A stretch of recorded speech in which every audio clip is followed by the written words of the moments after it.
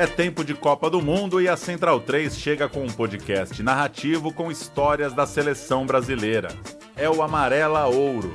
Personagens do passado, debates do presente e uma viagem por causos do maior time de futebol da história. Amarela Ouro, semanalmente no seu tocador. Uma produção Central 3. Faz Bebeto! Faz Bebeto! Faz Bebeto! Central 3. Cristo Redentor, braços abertos sobre a Guanabara.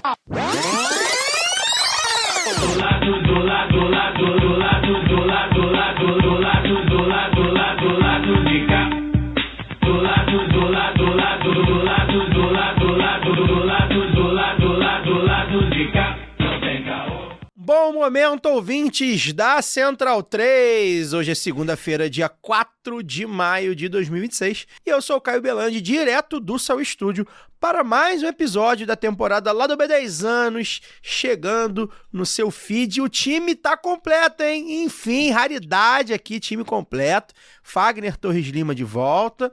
O Dani tá aqui comigo, como sempre, Daniel Soares. Além do retorno também de Luara Ramos. Vou começar pela Luara. Lu, bem-vinda de volta. A gente te acompanhou, né? Você participou de alguns programas durante aí suas viagens. Quero que você fale um pouco da sua experiência cultural para dividir com a gente. Você que é uma pessoa que aprecia bons livros, bons filmes, bons podcasts, boas exposições de arte. Fala um pouco aí A gente sempre gosta de dar as dicas culturais, né? Talvez as dicas você não consiga dar, ou as dicas para quem for para os lugares que você visitou, mas fala um pouco aí da cultura que você viu nas últimas semanas. Bem-vinda. Valeu, Caio, valeu. Obrigada aí pelas boas-vindas. Olá, Daniel, olá, Fagner.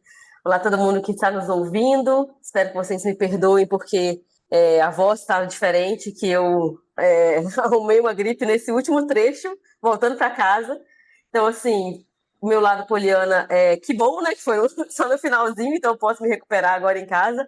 Mas foram dias muito intensos, assim, né? Essas viagens a gente sempre anda muito, cansa muito. Eu que sou uma pessoa muito caseira, pode não parecer, mas para mim é um pouco estranho e desafiador ao mesmo tempo, assim. Eu brinco que nas viagens eu também preciso, eu até falei disso, acho que na minha última participação, né? Eu tento sempre ter um momento meu, então eu leio muito para ter esses momentos em que eu me conecto comigo mesma ali. Eu até pensei, viu, Caio? Eu falei, as minhas dicas culturais, eu falei das coisas que eu estava lendo, e aí vou deixar aqui para a audiência do lado B também me falar, se a galera quiser, aí eu faço um apanhadão. Li bastante nessa viagem, fui a poucos museus, assim, eu acho que eu fiz menos dessa vez, eu andei mais, porque eu passei mais de 20 dias só no Japão, né?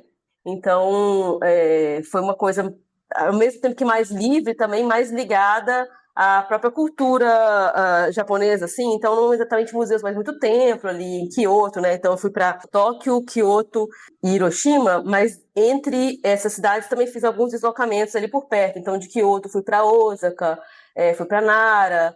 Em Hiroshima eu fui para uma ilhazinha chamada Miyajima, não sei se eu acho que é assim que fala, que tem aquele tori flutuante, mas mais esses passeios assim.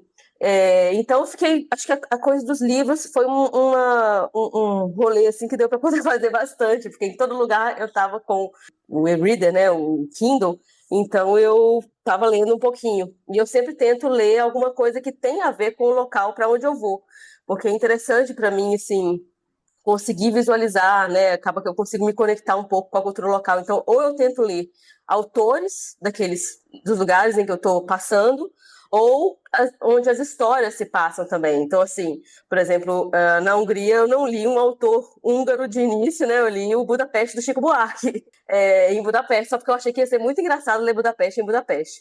Aí eu fui pegando outras indicações, assim, e tal. Mas eu pensei mesmo em fazer uma coisa com as dicas culturais e né, do que eu li, assim, mas já posso trazer o livro que eu mais gostei de ler, que é o de um autor que ele é japonês, mas acho que ele tem também nacionalidade britânica, né, que é o Kazuo Ishiguro, Ele é Nobel de literatura também, se não tô louca. E foi o último livro que entrou na minha lista, assim, mas foi um dos que eu mais gostei.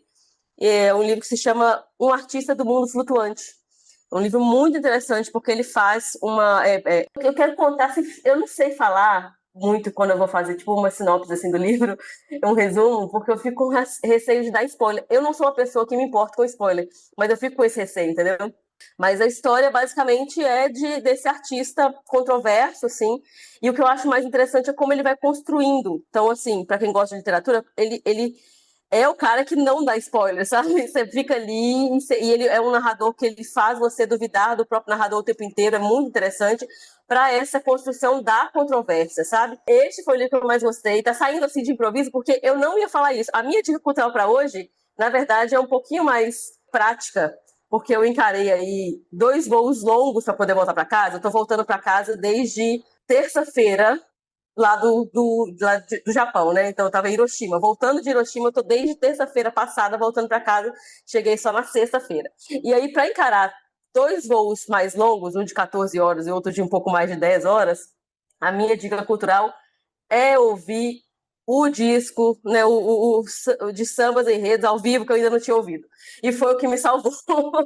Então, para a galera que talvez já está aí no esquenta para o próximo, né, carnaval, para o nosso programa, e que não perde o nosso programa de carnaval aqui, cara, como é bom ouvir Samba Enredo. Voo longo, galera. Até que os voos curtos também ajudam, mas voo longo é um negócio, não sei se o pessoal que já fez, eu fazia isso com corrida, mas a ideia de ter uma repetição ali conhecida traz um conforto, que aí é a minha dica cultural e prática, sério mesmo. Para mim foi um negócio assim, na hora que eu já deu ali o voo de Tóquio para, aliás, de Tóquio para Viena, quando deu ali, as primeiras 2 horas passam rápido, quando passou e tal, e ainda faltavam 5 horas, meu irmão, deu uma desesperada, que foi só assim, de colocar a mão na cabeça e falar assim, meu Jesus, eu nunca mais vou entrar num avião na minha vida. E ainda tinha mais 2 voos para poder fazer, e eu falei, cara, é isso. Só que eu não tinha baixado o disco. Eu lembro que o Fagner falou que tinha ouvido, que estava bom e tal, os ao vivo. Não foi, Fagner, você falou? Sim. E eu não tinha lembrado de baixar. Só que eu tenho uma playlist de samba, fui juntando ali o que estava no offline ali do aplicativo, e eu mandei mensagem para mim mesma, se eu lembro, baixar o disco de sambas ao vivo para ouvir no voo de retorno para o Brasil. Porque foi uma coisa que trouxe muita tranquilidade na hora, acho que é isso, conforto de conhecer os sambas já, então já o cérebro dá aquela, né, acolhida ali, e a repetição, que parece que o tempo passa, mas você não sente passar. É estranho, parece que é outra história, né? Mas pra mim funcionou assim. Então essa é a minha dica, minha última dica cultural. Depois, pessoal aí me fala, se quiser eu trago mais do que eu li. Acho que eu li 9 livros dessa viagem, ao todo. Tirando, assim, algumas antes de... o que eu terminei em aeroporto e tal, não. Durante a viagem mesmo foram 9. Mas aí tem muita coisa. Tem outro autor japonês que eu gostei bastante, que eu li no início do ano, que é o Murakami. Li algumas coisas dele. Então tem bastante coisa aí pra gente trocar ideias. Se o pessoal quiser, eu trago uma lista mais detalhada, mas não vou me alongar aqui mais não. Fazer uma lista no Instagram, né? De todos os livros que Laura Ramos leu na viagem, em cada lugar, aí, ó, um bom conteúdo. Fagner Torres Lima, nosso convidado de hoje. E aí, Fagner?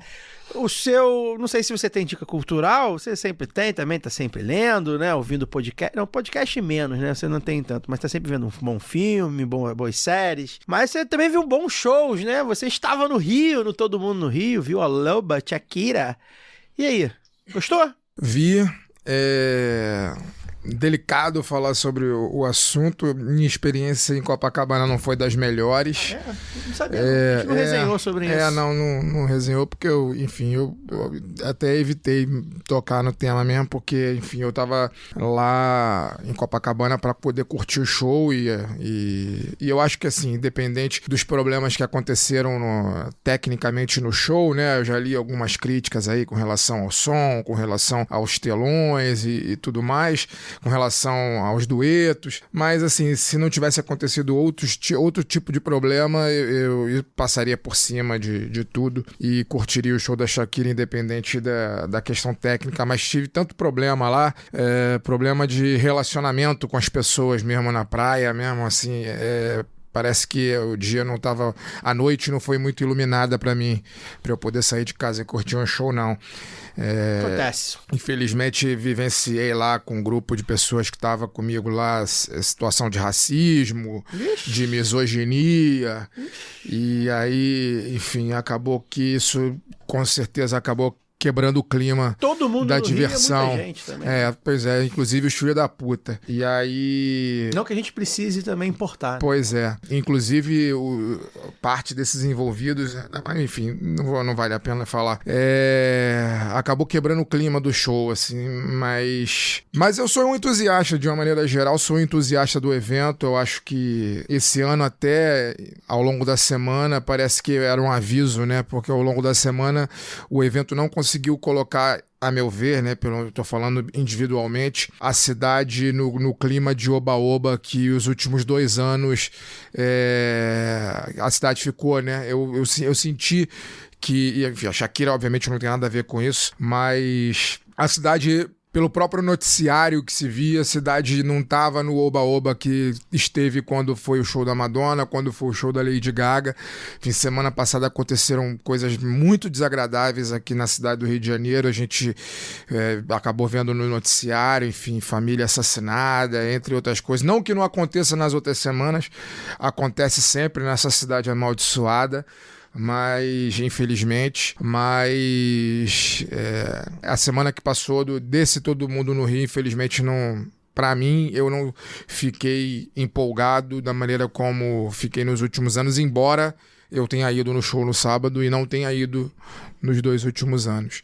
Mas é isso, estamos de volta, depois de férias, depois de folga, lendo bastante também, procurando ver filme, enfim, me alienar um pouco da realidade, porque a realidade não é um show da Shakira, a realidade é bem mais dura, bem mais desagradável, e a gente tem um ano longo aí para poder aguentar pela frente. Então, vamos que vamos, tem muita coisa para falar. Boa noite, Daniel. Boa noite. Né? Não viajei, não o que é um milagre, né? Pra dizer que não viajei, eu fui a um casamento no interior de Minas. Viajou.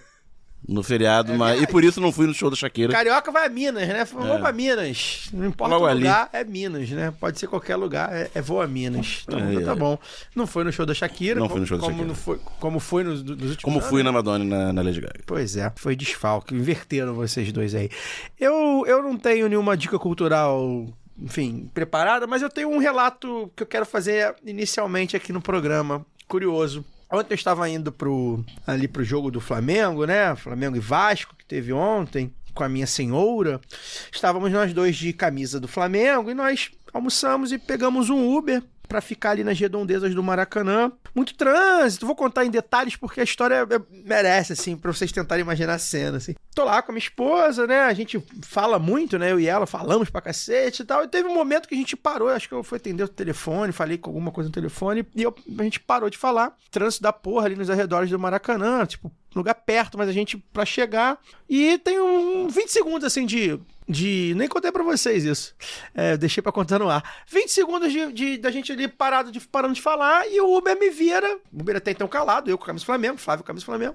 E o Uber fala, o que vocês acham do futebol feminino, né? E aí E uma mulher falando de futebol no carro, né? Eu tô atrás do motorista, ela atrás do banco do passageiro, ou seja, ela fazendo um contato visual com o motorista, eu olho pra ela assim, meio que de rabo de olho. Lá vem. Respiro fundo, deito a cabeça. O famoso, o silêncio não erra, né? Deito a cabeça de cabeça assim no vidro. Eu falei, cara, pensei, né? Fudeu. Respirei, falei, fudeu. Aí a Flávia... Faltava muito pra chegar no Maracanã ou já foi perto? Tava perto, eu peguei de Vila Isabel pro Bode Cheiroso, só pra gente não andar muito e tal. E de camisa do Flamengo e tal, poderia passar pelo lugar, passa pela parte do Vasco. A polêmica não vê distância, né? Pode ser qualquer lugar. Não, mas tava muito trânsito, né?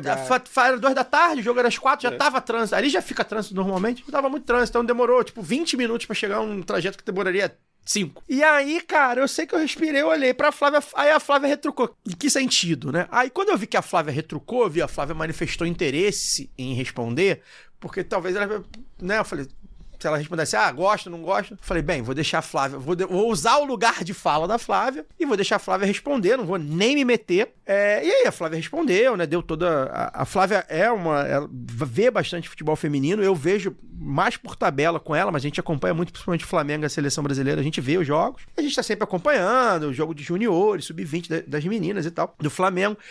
E aí ela desenvolveu, não, porque teve preconceito, não jogava, né? Enfim, militou lá sobre o futebol feminino e evidentemente em tudo com muita propriedade. E aí o Uber falou, legal, minha filha joga no sub-20 do Flamengo e da seleção brasileira. Aí pronto, né? Aí eu falei, agora eu vou, né? Então vamos, né? Aí conversamos pra caramba, o Uber Carlos, não sei se é ouvinte, aí tomara sim que seja. Fomos surpreendidos novamente. Pois né? é, o Uber Carlos, ele é pai da Isabela Nunes, cara, uma atleta lateral esquerdo do Brasil, do sub-20 da seleção e do Flamengo. Assim, tipo, foda pra caralho, assim, né? E aí a gente conversou sobre, aí a gente começou, não, porque a gente vê e tal, fala jogador tal, e isso, precisa de mais. E ele reclamando, mas um dos pontos é que ele reclamava, né, com a filha dele de quanto preconceito sofria, de como era bizarro, né? Principalmente os homens ali e tal. Eu sei que chegando ali na rua do bode já, eu soltei uma gargalhada, falei, pô, irmão, que bom, maneiro, comecei a seguir ela aqui no Instagram e tal, porque... Eu falei, caraca, eu vou ter que, do nada, o cara perguntar isso. Eu falei, cara, fudeu, né? Vou ter que militar sobre futebol feminino, eu não tava esperando. Um domingo à tarde e tal. E, na verdade, a gente riu pra caramba, ele riu pra caramba, a gente, concluiu o assunto, foi super simpático, o Carlos, super vibrando, né? Assim, cometendo até algumas infrações de trânsito, porque quis pegar o celular pra mostrar o Instagram da filha, né? Tudo bem. Tava parado, tudo bem, tava bem em trânsito mesmo. E foi muito legal, né, vê-lo, né, assim, vibrando, falando e conversando sobre e reclamando, né, da postura. E aí, né, eu e Flávia fomos repercutir depois, ali já no bode, tomando um chopp. E aí eu fui contar pra ela, falei, cara, eu fiquei fudeu, né, porra, imagina e tal. Mas aí me veio, na verdade, o inverso, né, o cara teve que perguntar pra dois flamenguistas, sendo que uma era mulher, pra poder se mostrar orgulhoso da filha jogadora da seleção e do Flamengo, né? Ou seja, provavelmente ele já se antecipando, porque o natural... Se fosse um menino, fosse um menino, o cara ia falar, cara, pô, meu filho é da sub-20, olha aqui, meu filho é fulano. Como é uma menina, tem 18 anos, né? Ele teve que perguntar, provavelmente, o que acha, pra poder se orgulhar da filha. Pra poder se sentir seguro. Pra falar. E, pô, tinha uma mulher, porque isso também não é seguro. Vai ter mulher que pode falar, não vejo, não ligo, não gosto, acho ruim. E a gente repercutiu sobre isso. Então eu queria mandar um abraço, não sei se é ouvinte, tomara que seja, se for melhor ainda. Mas é isso, seguir a Isabela aí, uma futura craque da seleção, já uma craque aí da seleção sub-20, bem legal, cara. Seja mais uma Nunes a triunfar no Flamengo. Pois é, cara, porque... E aí eu falei, porra, o cara precisa perguntar pra se orgulhar da filha jogadora do Flamengo e da seleção brasileira. Não é pouca coisa, né? Enfim, a gente sabe que o futebol feminino aí também tá aí...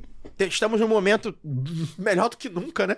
A gente até citou lá, falei, cara, tua filha já tá melhor que a Marta, provavelmente, porque a Marta, na idade dela, devia estar passando por mais... Embora fosse um fenômeno já, devia estar passando por maus bocados, né?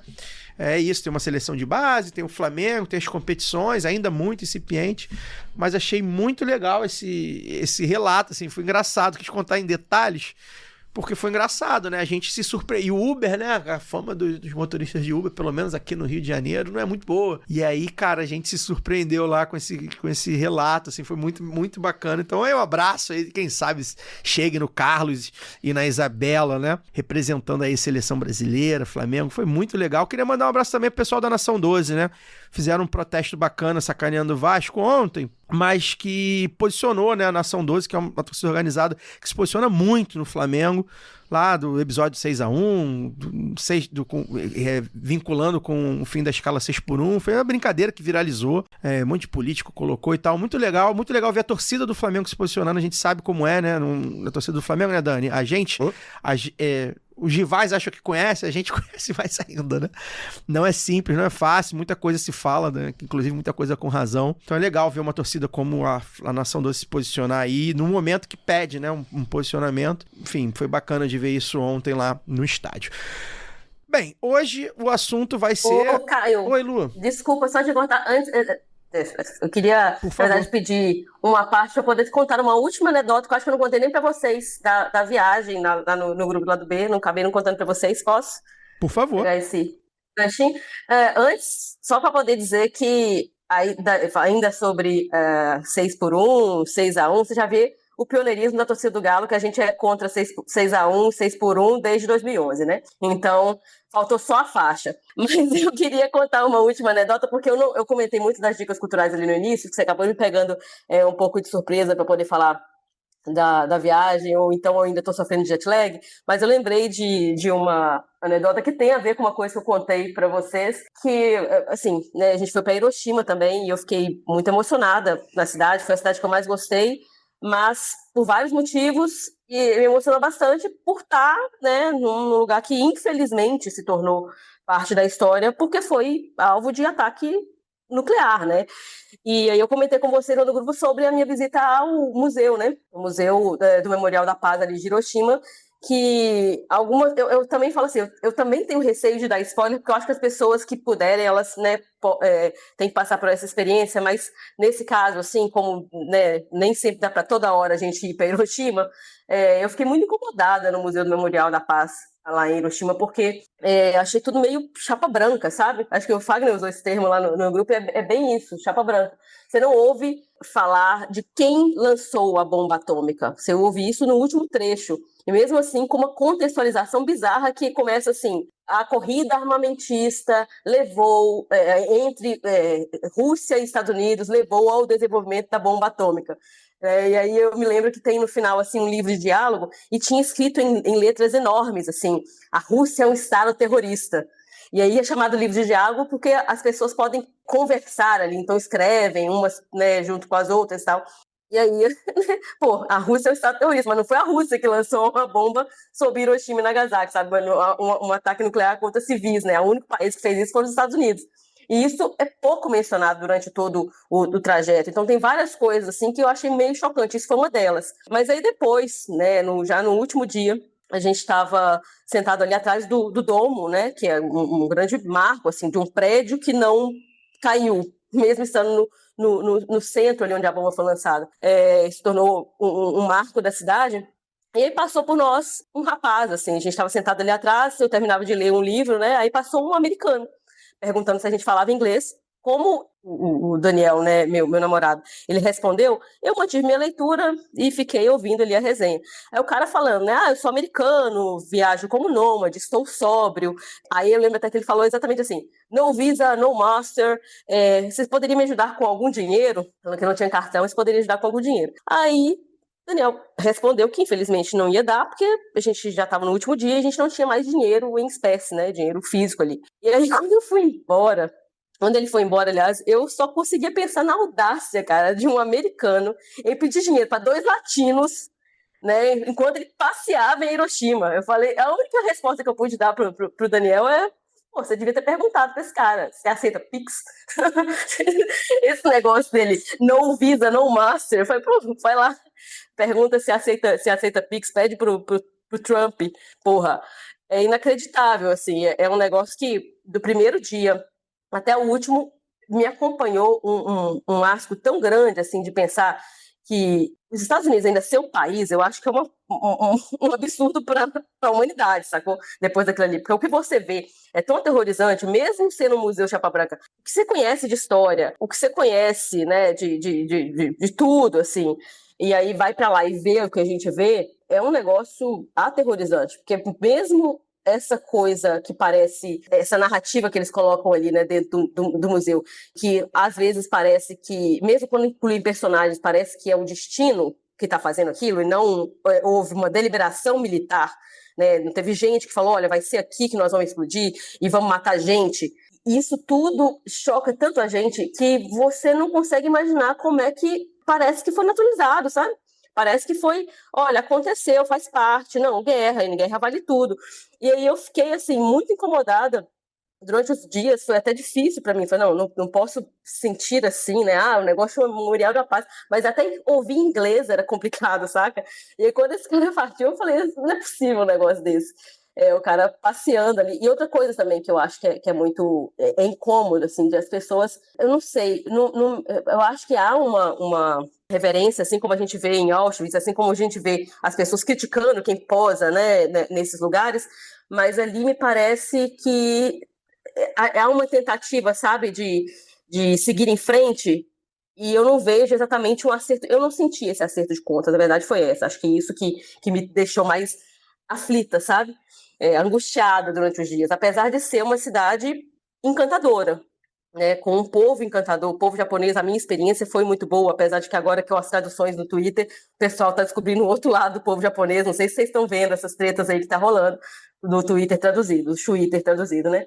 Mas essa foi um pouquinho da minha experiência, e especialmente em Hiroshima, que é um lugar que eu já imaginava que para mim ia ser um ponto muito forte, emocionante. De fato foi meu trecho favorito da viagem, assim, e especialmente do Japão, mas ainda também o mais angustiante por todas essas coisas, né, que a gente às vezes ou só imagina, ou quem tem mais interesse também já estudou, acho que pode ter uma dimensão do que estamos falando, assim, dessa cidade que se reergueu à força, mas que o que acho que é realmente o que mais choca, assim, não precisava, né? É um negócio assim, não é uma tragédia, uma coisa, não é um tsunami, não é um terremoto que a gente vê vindo do Japão em notícias. Inclusive, quando eu estava lá, teve um terremoto, deu para sentir em Tóquio, já estava em Kyoto, Hiroshima, não sei, mas deu para sentir em Tóquio. Mas é isso, assim, não é uma coisa natural, foi uma tragédia causada por mãos e escolhas humanas, né? E aí foi, acho que, o ponto mais tocante de toda a viagem. Os caras passarem pano para os Estados Unidos numa bomba atômica, realmente... 2. Pois é, 2, né? Enfim. Se lembrar só, Luara, tem um 6x1 que você gosta também, 2004. O Atlético Mineiro ganhou de 6x1 do Flamengo, então fica aí também. Tem isso, mas você vê que eu não quero falar de Atlético e Flamengo, eu sou uma pessoa muito ponderada. Mas é porque eu já tô bonzinho com o Atlético. O Atlético ganhou do Cruzeiro, a gente já conversou no off. Tô bonzinho com o Atlético.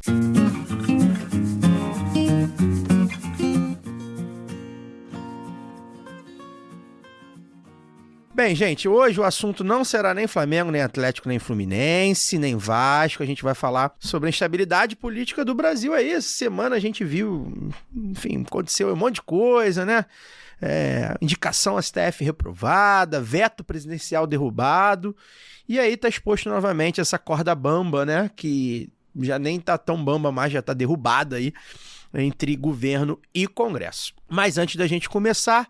Vocês sabem que a gente tem aquela série de recados e a gente já começa lembrando aí que a nossa parceira, Dona Chica Slingeria, está com a gente, uma marca de slings e carregadores que proporcionam conforto para os bebês e liberdade para os papais e mamães. Aliás, a gente está aí, né, na semana do Dia das Mães, então tem aí um excelente presente, útil, bonito, de qualidade, especialmente aí para as mamães que estão buscando autonomia sem perder contato com o seu bebê.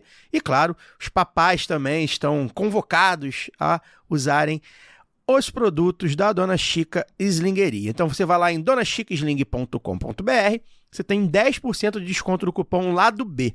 E se a compra for no Pix, mais 5% de desconto. Você pode dar uma olhada lá no site donachicasling.com.br e utilizar o cupom Lado B na hora da compra. Pode olhar também o Instagram da Dona Chica, @DonaChicaSling, tem muita coisa legal. Virou o mês, já sabe, a gente passa a nossa sacolinha, estamos precisando, a gente parou de ganhar apoiador, esperamos aí retomar em breve, a gente tinha uma meta estipulada que a gente não está conseguindo andar. Então, por favor, se você pode apoiar a gente, vai lá em apoia.se/Lado B do Rio. Tem as faixas de 10, de 20, de 50 e de R$100. A gente está precisando de apoio, 10 anos, a gente quer fazer os eventos, por exemplo, que a gente está pensando em fazer eventos de gravação de podcast ao vivo, com plateia, né? Não está rolando na UERJ, mas vai rolar em breve. A gente quer que role em outros lugares, pelo menos mais 2 ou 3 aí durante o ano.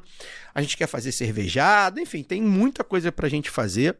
Então, por favor, se você puder ajudar a gente, apoia.se/Lado B do Rio. Os apoiadores ainda concorrem aos livros da Boitempo. Você também tem cupom lá no site da Boitempo, lá do Boi20, boitempoeditorial.com.br. Você tem 20% de desconto em cada compra, cupom lá do Boi20, vai lá no site da Boitempo, dá uma olhada. A gente fez o sorteio mais recente e ainda tem 2 apoiadores que não nos responderam, o Caetano Souto Maior e o Rafael Herrera. Então, por favor, Caetano Souto Maior e Rafael Herrera, respondam os e-mails, entrem em contato com a gente para receberem seus livros da Boitempo.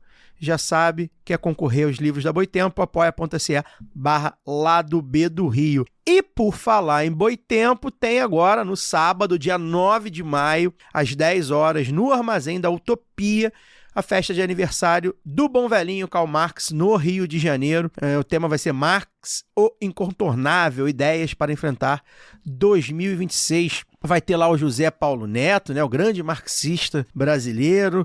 Vai ter o nosso Elias Jabbour para falar do Poder e Socialismo, o livro que ele está lançando. Vai ter a Virgínia Fontes, que já esteve com a gente aqui. Vai ter a Maíra do MST, nossa amiga também, que já esteve com a gente, entre muitos outros. Né? O Lado B está ajudando aí na promoção do evento. Você pode ir lá retirar o seu ingresso, é gratuito. Lá no Simpla, né? Vai lá no site da Boitempo, no Instagram do Lado B, no Instagram da Boitempo, você vai lá, tem um link lá. A gente vai deixar aqui também na descrição para você retirar, para garantir, né, a sua vaga. Enfim, são ingressos limitados, é gratuito, mas é limitado, né? Tem um espaço limitado, então vai lá, serão debates, enfim, mesas, sessões de autógrafo, vai ter venda com desconto, vai ter sorteio de brinde, enfim, a festa aí do bom velhinho Karl Marx. Estarei lá, provavelmente ali na parte da manhã estarei lá fazendo cobertura de evento, conversando com os amigos da Boitempo, os amigos que estarão lá, então me procurem, se me acharem lá, me procurem para sair no Instagram do Lado B também, vou fazer uma cobertura lá no Instagram do Lado B, enfim, dia 9, sábado, 10 horas no Armazém da Utopia. Vai ter em São Paulo também, né? O dia M, em breve a gente anuncia aqui também. E por fim, Camisa Crítica também tem cupom de desconto para ouvinte. Vai lá em camisacritica.com, cupom Lado B, que você tem 10% de desconto.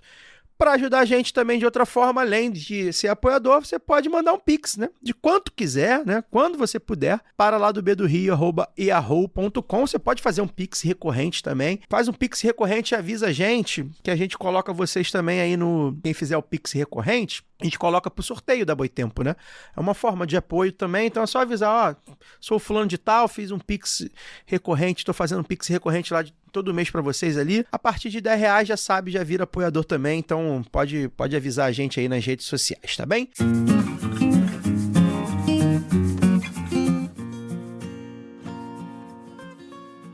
Bem, vamos começar o papo. O papo realmente, como o Fagner falou, né? Não tem sido fácil, né? Não que um dia tenha sido fácil, mas, enfim, cada vez mais difícil, né? Parece que piorou, mas depois melhorou, mas agora parece que piorou de novo, né? Aquele meme, né? Na semana passada, ali, nos dias que antecederam o Dia do Trabalhador, o governo Lula sofreu 2 grandes derrotas para o Congresso em articulações que fortaleceram especialmente o presidente do Senado, Davi Alcolumbre, do União Brasil do Amapá. Primeiramente, o advogado-geral da União, Jorge Messias, teve seu nome rejeitado para a vaga que Luiz Roberto Barroso deixou no STF. Metade da casa votou contra o Messias, né? E aí, depois de mais de 130 anos, uma indicação de um presidente ao Supremo não passa no Senado. E aí depois uma nova derrota do governo Lula e aí, enfim, da democracia brasileira em geral, né? O povo perdeu. O Congresso derrubou o veto de Lula ao projeto de lei que reduz as penas dos golpistas condenados ali pelo 8 de janeiro de 2023, né? Na Câmara foram 318 votos favoráveis à derrubada e 144 contrários, né? O que mostra ali exatamente o percentual que a gente tem visto durante todo o governo Lula, né? Já no Senado, mais da metade, né? 49-24. E aí na semana passada também, nesse caldo todo, o governo também anunciou aí o novo desenrola, né, que foi detalhado nessa segunda, para que a população possa renegociar dívidas em atraso, juros mais baixos, etc. No feriado de 1º de maio, na sexta-feira, tiveram manifestações aí no Brasil pedindo o fim da escala 6x1. Não repercutiu tanto, né? Acho que não mobilizou tanto. E aí nessa semana também, acho que já na quarta. Já tem aí pesquisas eleitorais que podem dar aí algumas respostas sobre aprovação, reprovação, enfim, sobre como está o governo Lula, sobre como está o Lula pré-candidato, para ajudar a entender, né? As pesquisas às vezes ajudam a entender algumas questões, entre elas essa. Eu vou começar com a Luara. Luara, você que tem a fama, justo, inclusive, de ser a nossa realista esperançosa, né, da mesa, é a pessoa que tem aí o pé na esperança mais fincado, pelo menos um deles, né? Como é que você tem visto, agora que você voltou ao Brasil, né? Tá igual aquele personagem do Jô Soares, né? Que volta depois do... como é que você viu aí, né? Mais esse capítulo, né? Desse embate entre Congresso e governo, esse que foi aí um round que eles ganharam de lavada, né? Assim, foi bem dolorido aí. Como é que você tem visto esse cenário? Principalmente, claro, levando em consideração que a gente já tá aí num ambiente de eleição, né? Eu tô vendo de uma forma menos esperançosa e mais realista. Eu acho que isso, assim, primeiro, eu acho que, eu vou dizer mais uma vez, eu acho um horror o noticiário político como é tratado, né, cada vez mais com essa conversinha de bastidor, já falei isso aqui várias vezes, mas reitero, né, com o cinismo, esse mise-en-scène, né, essa coisa meio revista Caras, né, que eu sempre falo, político, celebridade, ministro do Supremo que solta notinha pública, para mim isso é completamente incompatível com a ideia de democracia, né, de coisa pública, de república, enfim, para mim é a eterna falência das instituições. A segunda coisa é que ano de eleição e a gente continua naquele dilema, aquele suposto cálculo para salvar uma suposta democracia, né, não dá nem para falar serviu como lição, mas eu preferia continuar burra, porque nem serviu como lição. A gente continua insistindo na defesa de instituições que estão em crise, mas se recusam a essa autocrítica, né? Então, só o PT tem que fazer autocrítica. O Supremo acovardado nunca fez, o Congresso inimigo do povo nunca faz, né? Tudo é vendido como derrota do governo ou ainda, sempre que possível, do próprio Lula. De fato, a articulação no governo Lula é terrível, a gente não tem nenhuma segurança, né? Eu, pelo menos, tento me lembrar aqui de avanços em articulações governistas importantes, eu acho que mesmo só aquele do acordo antes do início do governo, né? Que ele permitiu ali a transição e tal, e depois o da reforma tributária, falo assim, de os mais importantes, se vocês quiserem refrescar minha memória aí para ser um pouquinho mais esperançosa, eu estou lembrando desses dois. Mas mesmo a reforma tributária foi, né, Caio, um longo percurso de deformação do projeto inicial. E os dois também, se não me engano, tiveram como protagonista o Haddad, né? E não sem sofrer também o chamado fogo amigo. Então, assim, nem acho que poderíamos dizer que, de fato, foram vitórias, assim, foram marcos desse governo, mas todas as outras articulações envolveram a desmoralização dos interlocutores do governo, né? Sinais, assim, de tibieza mesmo. A sensação que Lula 3 passa é de um governo morno. E eu acho que isso é especialmente perigoso em ano eleitoral. Agora, mesmo com o projeto, né, pelo fim da escala 6x1, que o governo finalmente campou, está levantando e tal, mas não houve uma mobilização de massa como aquela que foi, sim, a maior vitória da esquerda nos últimos tempos, né, que foram os atos contra a PEC da blindagem, ali em setembro do ano passado. Eu acho que a chave para virar esperança está na mobilização popular. Infelizmente, parece que o governo Lula discorda disso, né? Porque parece que puxando freio. A sensação que eu tenho também é essa, assim, né? Tá ali tentando conversar e tal, mas como é que negocia com esse tipo de gente, Caio? Você que fala assim, não é tanto negociar, é quando é que a gente vai trair. Porque a gente tá sempre sendo traída, aquele negócio ela te deu 8 facadas e o senhor voltou com ela. Eu sempre falo isso, política é a arte da traição. Tem o seguinte, né? É que a gente só é traído. Tem o seguinte, né? Quando a gente fala sempre de conciliação aqui, né? O Lula, o pessoal brinca pra cacete, que enfim, é de fato um governo conciliador, e esse mais ainda, né? Mas a gente tem falado, após a ascensão do fascismo, né, brasileiro aí, do bolsonarismo e tal, a partir do golpe, né? Que o Temer já é um protofascista, né? Já diria o Ciro Gomes. O problema não é a conciliação, pelo menos não nesse caso, né? O problema é que eles não querem conciliar. A gente sempre tem falado isso. A mesa de negociação, hoje, ela é muito reduzida. Se a gente considerar que o chamado centrão, né, nas figuras do Hugo Mota e do Alcolumbre hoje, né, os lideranças no Congresso, eles são figuras que não são associadas imediatamente ao bolsonarismo, ou seja, são figuras que antecedem o bolsonarismo, são de fato centrão. Eles têm uma capacidade grande ainda, né, de articulação, com certeza, mas a força do bolsonarismo, da extrema-direita, é muito grande hoje em dia, né, a ponto de várias vezes as pautas da extrema-direita serem colocadas aí, não só a votação, mas enfim, tensionadas na opinião pública, porque a gente citou aqui, né, 42 senadores, 40 e poucos senadores, 49 ali. 42 para rejeição, isso, 49 para mais da metade. Dosimetria. 60%, vamos arredondar aí. E no Congresso, na Câmara, a mesma coisa, né? 300 e tanto. Dá uns 60%, é isso, Daniel? Mais ou menos. Vamos arredondar. É ordem de grandeza. A gente tá falando desse número, a gente tá falando aí de 20%, 30% até mais, que são bolsonaristas mesmo, que estão lá eleitos pelo bolsonarismo, né? Não são as figuras de centrão que vieram antes do bolsonarismo que a gente conhece, né? Os MDB da vida, né? Que agora tá na figura do PSD e tal. Tem aí um número que é muito grande de deputados e senadores da extrema-direita e que disso não abrem mão, não tem conversa. Então, a margem de manobra que sobrou é o chamado centrão para negociar, que está reduzido, está menor do que já foi, exatamente porque muita gente, primeiro que perdeu espaço para a extrema-direita, outros se bandearam para a extrema-direita, estão abraçados ao bolsonarismo. Estão livres para serem quem eles são. Que ideologicamente é isso, né? Estão muito mais aliados à extrema-direita. Então, a margem de manobra ficou pequena. E a gente tem falado isso, né? Qual é a saída para isso? Se a gente não consegue passar as coisas no Congresso. Chamar o povo às ruas, né? Que não garante nada, o povo às ruas não garante nada. Se fosse assim também seria mais fácil. Mas ajuda a participar. Primeiro que ajuda a mudar o debate na opinião pública, né, na chamada opinião pública, que é basicamente nos grandes meios, quando você consegue mobilizar as pessoas através das pautas. Um governo que mobiliza, que bota a gente na rua, chama a atenção, e aí você começa a opinião pública ter que falar daquilo, pelo menos, né, ter que mostrar esse outro lado, que nem sempre acontece. E você tensiona, inclusive por ser ano de eleição, os deputados, esses que tentam fugir do espectro ideológico, que eles têm eleitores, né? E esses eleitores nem sempre estão nesse espectro ideológico e aí estão ali favoráveis a medidas como, por exemplo, a pauta que a gente tem defendido aqui, que é a grande pauta que do governo deveria acampar o 6x1. Resumidamente, concluindo aqui minha linha de raciocínio, eu acho que o governo, como a Laura falou, perdeu uma oportunidade de fazer uma convocação para um 1º de maio para pautar o 6x1.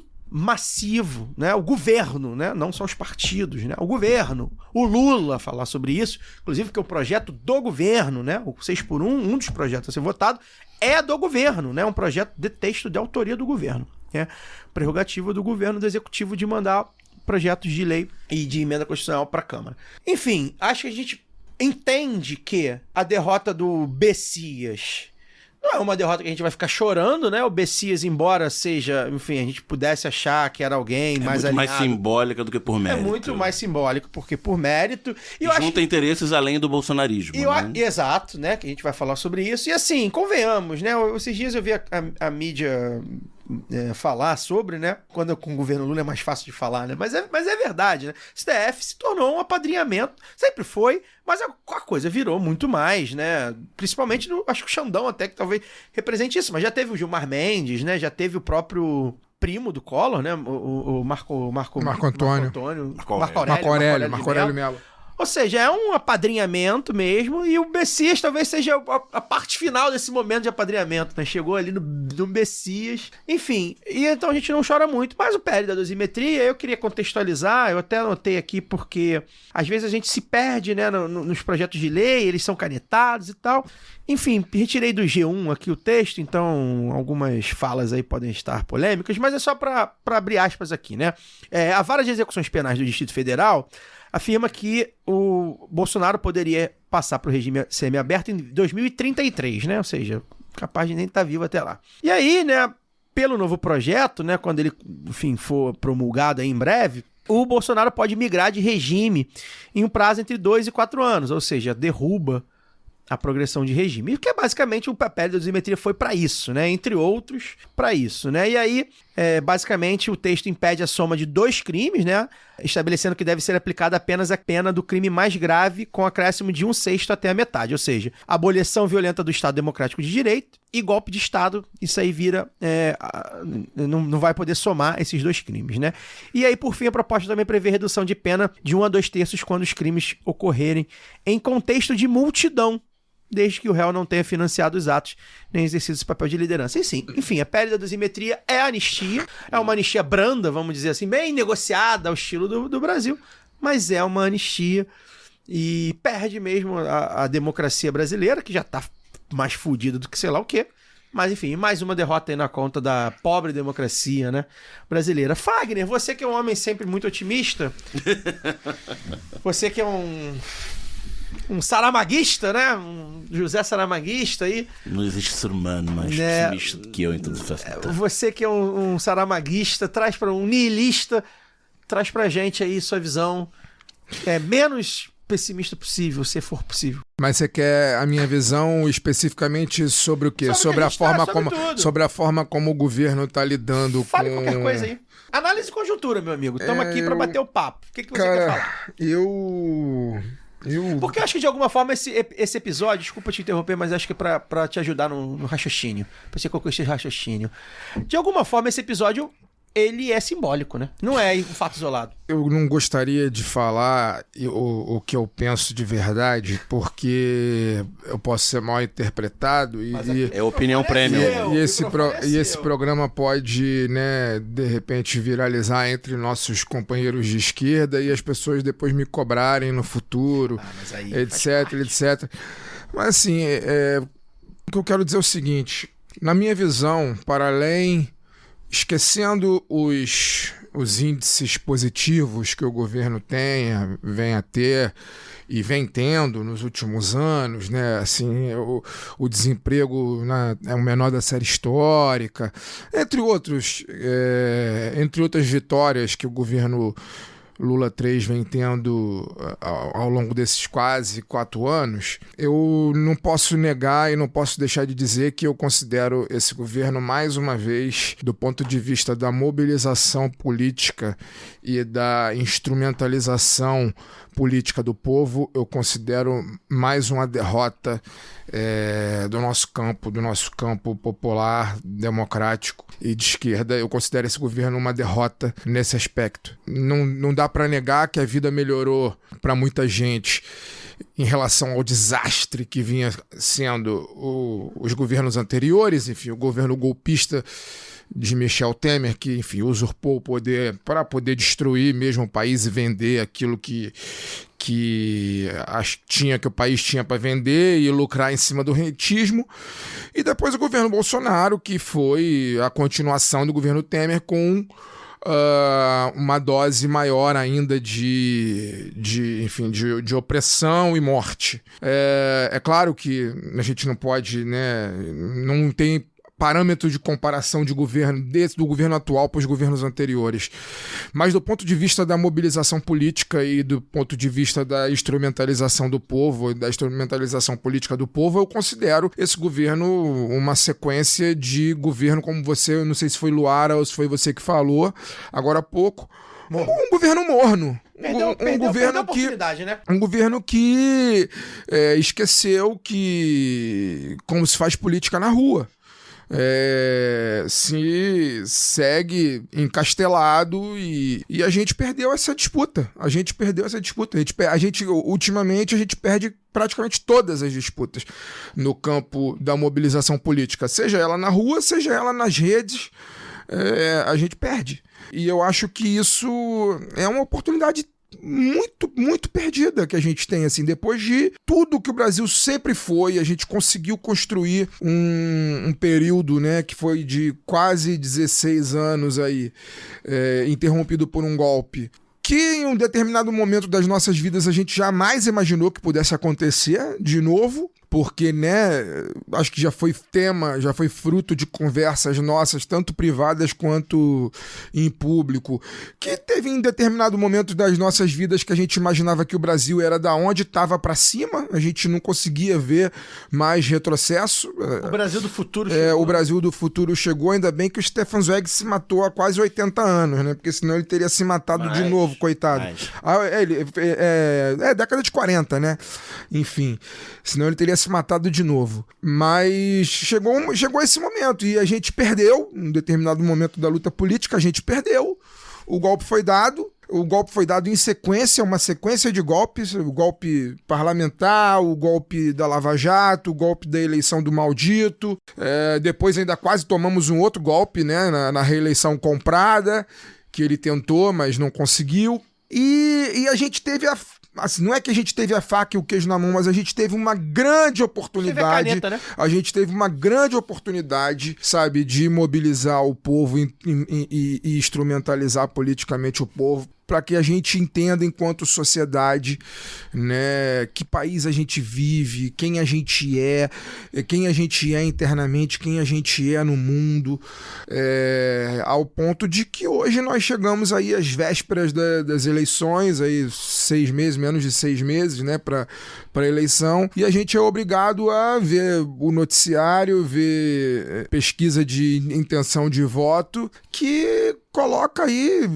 não sei se como favorito, mas com chances, né, de vitória, todo o retrocesso que significou esses últimos, né, a figura que simboliza o retrocesso que foi o último governo e o penúltimo governo golpista, porque Flávio Bolsonaro também simboliza o golpe de Temer, né? O que ele simboliza toda a desgraça que aconteceu no Brasil entre 2016 e 2018 até a eleição do pai dele. A gente corre o risco de ver uma figura como essa que está ligado àquilo que há de pior na história do Brasil e o que há de pior no Brasil atual. A gente corre o risco de ver novamente uma figura dessa com a caneta na mão para poder fazer coisas que o pai não foi capaz de fazer, porque eu imagino que a gente está vendo o que está acontecendo nos Estados Unidos agora lá com o Trump depois de ter voltado, né, depois de ter ganhado o segundo mandato. A gente imagina o que pode acontecer no Brasil sob a égide dessa desgraça toda, dessa família, desses apoiadores, desses financiadores, nessa gente toda, essa escumalha toda que orbita ali em torno da figura de Jair Bolsonaro. A gente está vendo o que pode acontecer no Brasil, assim. A nossa democracia é uma piada, assim. Chega a dizer, eu digo assim, é uma piada a democracia brasileira. Não dá para falar que é uma democracia com as instituições que nós temos, não dá para falar que é uma democracia com a qualidade, a condição de vida da maioria do povo brasileiro, e a gente está aí, enfim, correndo os riscos, tendo que se submeter a uma concertação, uma conciliação que não existe mais, e insistindo nisso, né? A gente vem falando nisso há muito tempo, assim, o Lula é a maior figura o Lula é a personificação da democracia brasileira, assim, a única pessoa que talvez acredite piamente que é possível fazer uma democracia nesse país é o Lula. Ao contrário do que os canais de televisão dizem aí, enfim, já quiseram pintá-lo até como um Chaves, etc e tal, assim, eu digo com nenhuma dúvida, o presidente Lula é a figura que mais acredita na democracia, tanto que ele leva ela às últimas consequências. Ele entregou o pescoço dele para ser preso, né? Porque ele acreditava que esse país podia ser uma democracia, mas assim, da forma como ele é constituído, não vai ser, assim, não vai ser. Não tem condição de ser democrata com Alcolumbre, não tem condição de ser democrata com Hugo Mota, não tem condição de ser democrata com essa galera, assim, não tem condição, não faz parte do ethos dessas pessoas. Essas pessoas, elas se criaram na base da porrada e do machado, entendeu? É base do coronelismo, é base da porradaria no mais fraco, essas figuras que mandam, que comandam o Brasil de verdade, que sempre comandaram o Brasil de verdade, elas se valem além da porradaria no corpo do preto, na porradaria no corpo do indígena, na porradaria em cima da mulher, na porradaria em cima do homossexual. Então não tem como ter democracia com essas pessoas, com essas figuras, com esses sobrenomes. Com essa turma, ou você enfrenta ou você é derrotado. Uma hora ou outra você é derrotado. A gente já foi derrotado uma vez, em 2016, né, num golpe violento, violentíssimo. Foi derrotado de novo em 2018, numa sequência de golpes que inclui várias coisas que, se a gente for falar, a gente vai ficar citando 10, 15, 20 minutos de coisas que aconteceram entre 2016 e 2018 que simbolizam e desaguam na eleição de Bolsonaro e no governo dele. Eu poderia citar aqui o assassinato de Marielle, eu poderia citar aqui a prisão do Lula, eu poderia citar aqui o assassinato do mestre Moa de Catendê, eu poderia citar vários exemplos que assim, personificam o que significou a eleição de Jair Bolsonaro e os 4 anos que essa figura nefasta, infelizmente, teve a caneta para, enfim, aterrorizar a vida até aquele momento ali da maioria do povo brasileiro, pelo menos até aquele momento, a maioria do povo brasileiro vivia aterrorizada, seja durante a pandemia da Covid, seja depois, seja antes, enfim. Me estendi pra cacete, acho que até fugi do tema, talvez tenha fugido do tema, mas eu acho que o que importa é o seguinte, a gente não, o que na minha visão, né, não sou o dono da verdade, tô falando aqui, quem fala é o Fagner, que acredita que é impossível a gente construir uma democracia com quem não está acostumado a viver na democracia, com quem a democracia é apenas uma palavra sem sentido nenhum, da mesma maneira como são os partidos políticos, que o progressista é um antro de, entre aspas, conservador, né? O Democratas não tem nada de democratas e por aí vai, né? Nem tem, enfim, mas é isso. União Brasil, a União Brasil, a União Brasil pois é. Também. E aí é isso, assim. Eu para finalizar, eu queria, já que a gente está falando sobre isso, eu queria só fazer um comentário do porque eu acho que tem tudo a ver, assim, que como completa o Fagner Torres hoje? Eu tava muito tempo fora, né? Eu tava vendo, eu tô lendo a saga do Tempo e o Vento, né? Brilhante, assim, brilhante. Tô no 6º livro, são 7 livros, quem não leu tem que ler. Eu tô no 6º, é brilhante. O Érico Veríssimo tem uma frase no 5º livro ou no 4º livro, que eu não me engano, que ele fala assim, ele está se referindo às pessoas antigas e conservadoras no Rio Grande do Sul, especificamente, que vale para o Brasil inteiro, assim, que quando se fala em conservador no Brasil, é justamente isso que o Érico Veríssimo escreveu. Aquela gente antiga sofria porque procurava viver de acordo com o código de honra que quase sempre estava em violento desacordo com suas necessidades e desejos mais profundos.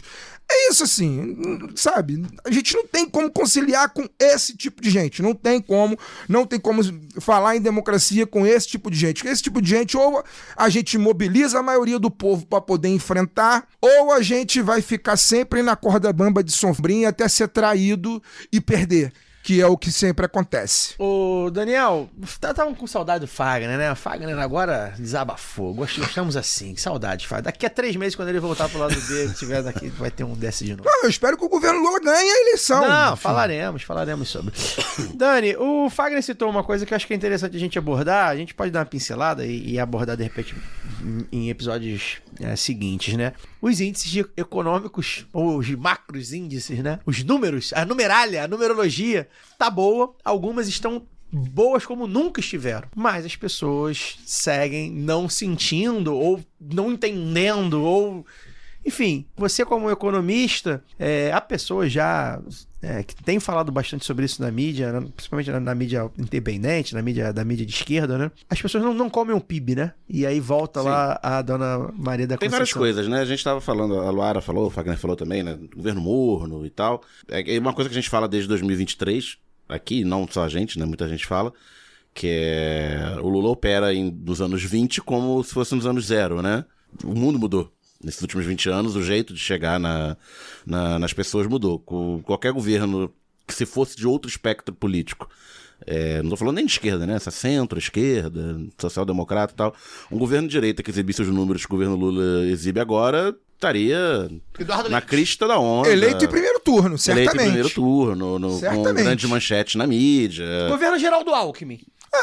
E tal. E o modo de fazer política, de se comunicar, mudou. Se já era ruim nos anos 2000, né, porque a mídia nunca foi nossa, mas era, de certa forma, o jeito que se fazia a mediação com a população. Mas era melhor, tá? Mas era melhor. Era melhor. Mas não era nosso. Mas a gente tem que frisar. Era melhor. Porque existia filtros. É, pesos pois e é. contrapesos, né? Pois é. Agora você tem um vasto submundo da internet que a gente não consegue acessar.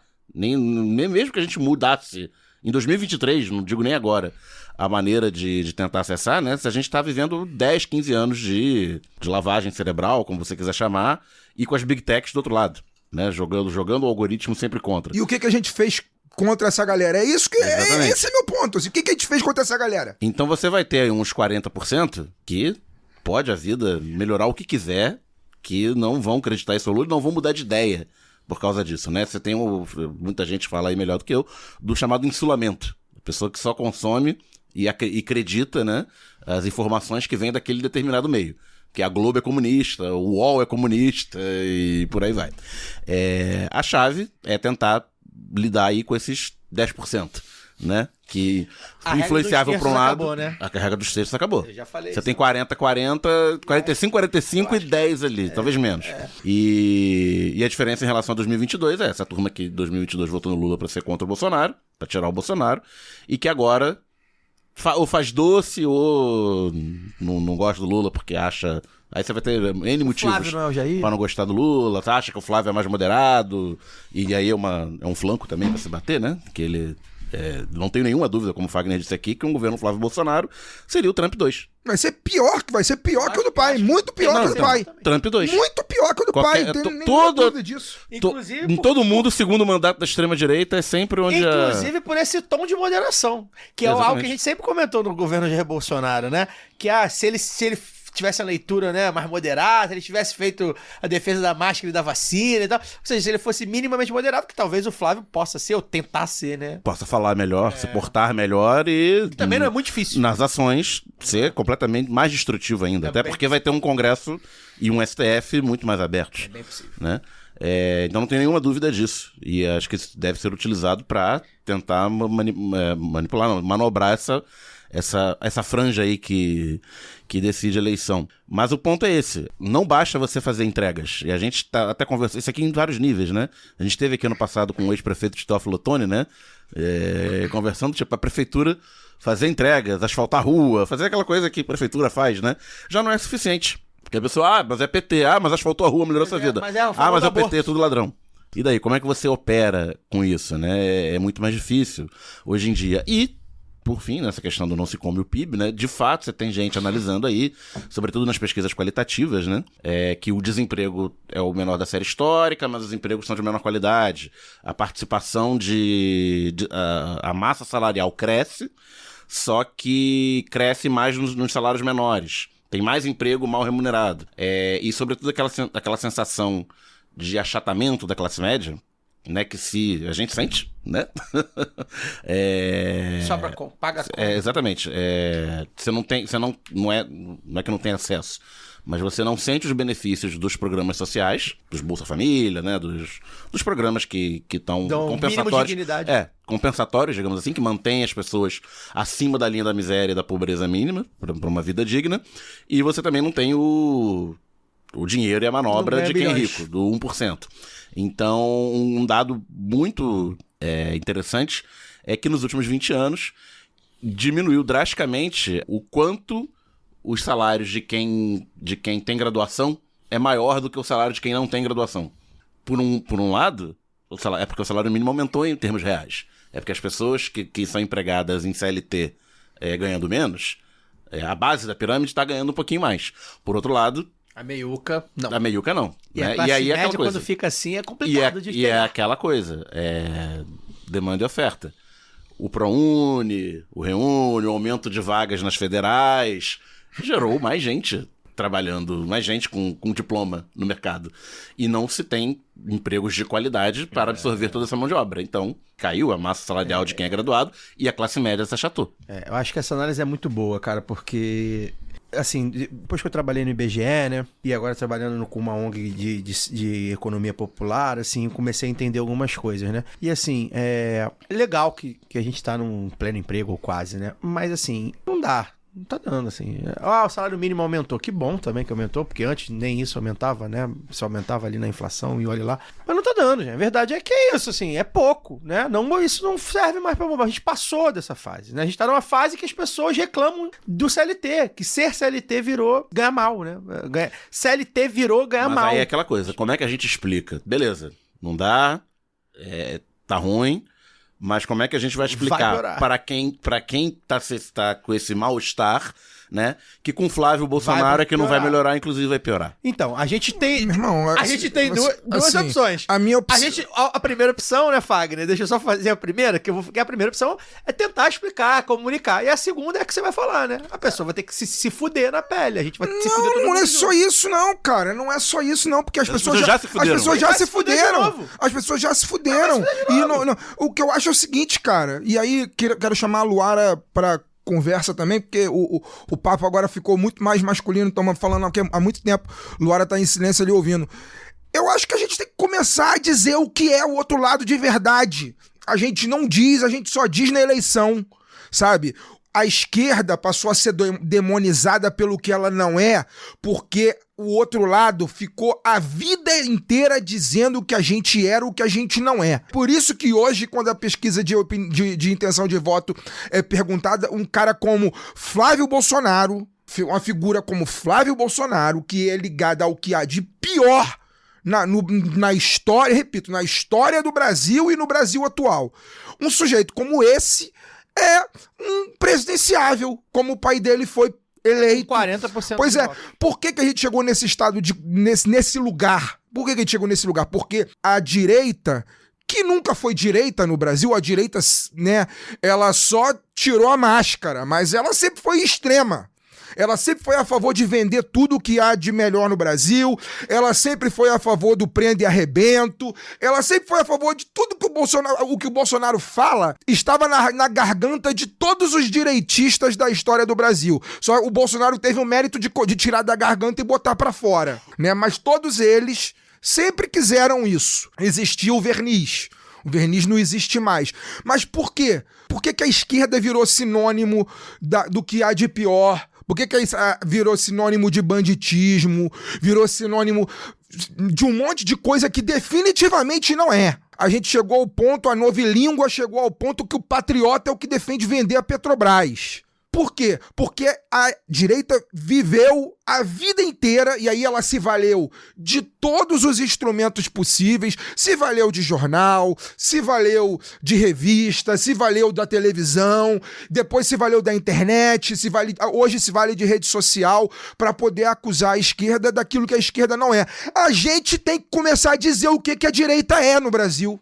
Quando é que a gente vai começar a dizer que a direita é racista, que a direita é assassina, que a direita é vendilhona, não tem nada de patriota, que quer entregar o país a preço de banana, que quer metade da população? Enquanto a gente está aqui fazendo política, lutando para que todos tenham uma vida minimamente digna no país, o outro lado está fazendo política para nos assassinar. É isso que a gente tem que dizer. É isso que a gente tem que dizer. Enquanto eu tô aqui falando há 1 hora com vocês, a gente está aqui há 10 anos falando, tentando tocar o coração e a mente das pessoas, para que a gente consiga definitivamente construir uma sociedade onde todos consigam conviver com o mínimo de harmonia e com dignidade, o outro lado tá fazendo campanha para que a gente aqui saia daqui do estúdio para a cadeia e para o cemitério, para que as pessoas que vivem nas favelas hoje não consigam ascender através do estudo, através do trabalho, para que elas sejam assassinadas pela polícia. É para isso que essa galera faz política. E quando é que a gente vai dizer a realidade? O que é a direita brasileira?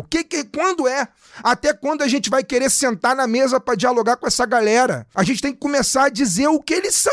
Eu acho que talvez é o único caminho, porque o papel deles para nos demonizar já tá feito. E eu acho que assim, vai demorar muito tempo pra gente conseguir reverter A gente não deu nem o primeiro passo, eu acho, para poder tentar reverter. Porque eu não posso considerar o Lula um passo para tentar reverter, porque o Lula é finito, como todos nós aqui. Uma hora o Lula vai acabar. Ele não vai poder mais se eleger, ele não vai ser mais... Enfim, todos nós, né, somos finitos. O Lula não é esse passo. Esse passo, assim, somos todos nós. Enquanto... né, o chamado 30%. Somos 30% da sociedade. A sociedade brasileira é 30%, se considera 30% de esquerda. Quando é que essa esquerda vai botar o bloco na rua, vai se juntar de verdade, vai se apoiar de verdade e dizer o que a direita é? Porque hoje é um monte de nicho. A esquerda é um monte de nicho. Cada um fazendo o seu, perdendo todos. No fim, perdem todos. Cada um faz o seu e no fim perdem todos. Quando é que a gente vai fazer, vai dizer o que é necessário dizer pra gente reverter esse percentual, a gente reverter esse jogo? Porque da maneira como tá, a gente pode ganhar em 2026, mas em 2030 a gente vai correr o risco de perder de novo. E assim, eu acho que a esquerda tem que parar de resistir. A esquerda tem que ganhar, ponto. A gente tem que ganhar. Hoje a gente ainda não ganhou. Enquanto a gente estiver ganhando, tendo que dar a mão para poder salvar o braço para Alcolumbre, Hugo Mota, Alexandre de Moraes e muitos outros, a gente não tá ganhando. É isso, a gente tá dando a mão para salvar o braço. Luara, fala aí. Gente não faria o mesmo por nós. Vamos lembrar, não só não faria, como não fez. O Supremo acovardado. E aí, Fagner, eu tenho, né, já que você está me chamando para conversa, estava aqui esperando o Daniel falar antes, porque também já falei bastante hoje, mas entrando nessa conversa aí, vários pontos do que foram ditos aqui eu queria comentar. O primeiro é esse, assim, quando você fala, a gente tem que começar a dizer o que a direita é. Mas como é que a gente começa sem saber o que nós somos? Com medo de dizer o que nós somos, porque é isso também. Sabe? Eles só cresceram para poder falar o que a gente é, porque existiu, né? Como não existe vácuo, teve esse espaço ali em que a gente deixou de dizer o que é. Então a gente com medo de falar de comunismo, a gente com medo de falar de socialismo, de um projeto socialista, sabe? De um projeto popular, verdadeiramente popular, de esquerda, e fica com esse milímetro todo, e não pode falar de aborto, não pode falar de gênero. E você não vê isso do outro lado. Então, assim, porque nós temos que dizer que, que o Flávio Bolsonaro é pior. Mas eles estão dizendo que com eles estão vendendo sonho. A gente não vende o sonho, cara. Você vê a pauta desse Dia dos Trabalhadores. O que ganhou mesmo tração nas redes? Foi o Zema falando de trabalho infantil. Em defesa do trabalho infantil. Os caras dobram a aposta. E a gente não tem coragem de virar e falar assim, trabalhador tem que ter dignidade. Não é 6x1 mais não, agora é 4x3. Nós vimos aqui, com o feriado foi melhor. Agora a gente, entendeu? E mobilizar a nossa gente. Pode não ser o Lula, passou o projeto lá do 6x1, mas pega um parlamentar nosso e coloca isso na mesa, sabe? E coloca a cara e dobra a aposta. Eu tô sempre falando isso assim. Cara, não é possível. Eu acho que a gente fala muito de conciliação e desse perfil do Lula. Eu acho que isso é bom. O Lula, ele é isso mesmo e não tenho essa grande esperança de que vá mudar. Acho que ele tem que cumprir esse papel mesmo. Não acho que ele vai querer arriscar tanto mais para essa última campanha, o último mandato. Mas tem isso também, do pós-Lula, que vem sendo dito há muito tempo e que agora a gente chega à questão física, lógica, né, cara? O cara vai para o último mandato mesmo, porque depois também tá na hora de descansar, caramba. E como é que fica, sabe? Como é que a gente constrói esse pós-Lula antes do Lula? E aí, quando se falava no pós-Lula antes, a gente até achava todo mundo, pelo menos no PT, assim, a gente achava como um monte de petista. Isso hoje é realidade no nosso horizonte. E a gente precisa lidar com isso. E não há uma coragem, assim. Não acho que tem que ter um novo Lula. Pelo contrário, eu acho que tem que ter novas lideranças com novos perfis. E aí eu penso muito sobre como falta criatividade. Para a direita não precisa de criatividade. A extrema-direita não precisa disso. Porque para eles o negócio é retroceder mesmo. Então volta a escravidão, volta ao trabalho infantil. Vamos falar, em vez de... acho que tem um corte também do Zema falando que não tem como dar ganho real na aposentadoria. Tudo com esse papinho reciclado, né, de um economês que vai justificar, porque serve para isso, quer dizer, vamos justificar nosso sonho, nosso delírio, nossos delírios comunistas. Então, não, vamos pegar isso e narrar essa história, sabe? Contar melhor essa história, porque as pessoas se encantem com essa história de novo. Porque quando você fala, Fagner, que lá nos anos 2000 a comunicação era melhor, era isso. A gente tinha um sonho. E ele se realizou de muitas formas, mas esse sonho também se transformou. E o Carlos Miralles fez isso, ele transformou o quê? Olha, não tem espaço para todo mundo, é cada um por si, aqui, vamos, né? Então, o marçalismo, o empreendedorismo fantasiado de influencer charlatão, de coach, aquele papo, né, da meritocracia que a gente conhece, da mudança do mindset, isso, né? A novilíngua também tá aí, né, Fagner? E a gente não teve essa transformação. A gente usando, e eu vou falar aqui, usando os mesmos jargões de uma esquerda, né, que foi considerada, desde a queda do Muro de Berlim, como ultrapassada, a gente não soube se reinventar.